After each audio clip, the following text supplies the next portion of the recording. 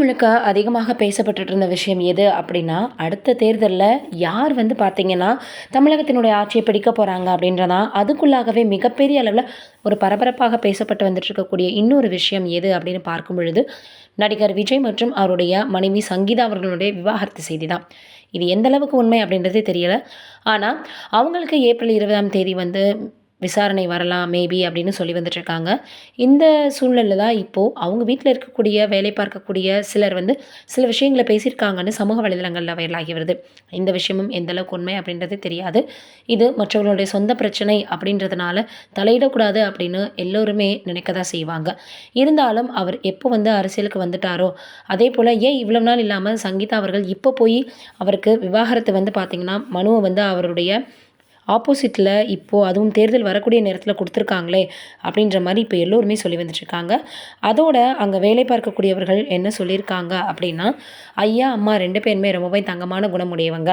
எந்த ஒரு பண்டிகை நாட்கள் வந்தாலும் எங்களுக்கு என்ன செய்யணுமோ, அத தாராளமா செய்வாங்க. ஒரு படம் வந்தா கூட எங்கள வந்து ரொம்ப எல்லோருமே வரணும், எல்லோரும் வந்து பார்க்கணும் அப்பிடின்னு ஆசைப்படக்கூடியவங்க. ரொம்ப கோவமா கூட பேச மாட்டாங்க.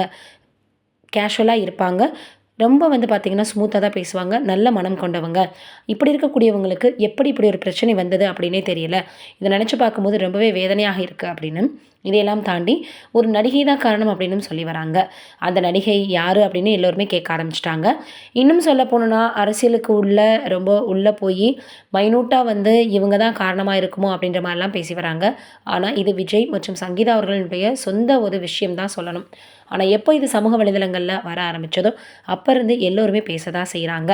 இதையும் தாண்டி இப்போ அவங்க வீட்ல இருக்கிறவங்களே, அவங்க பேசி வந்து பார்த்தீங்கன்னா, பல வருடங்கள் ஆகுது அப்படின்ற மாரி சொல்லியிருக்கதாகவும் சொல்றாங்க.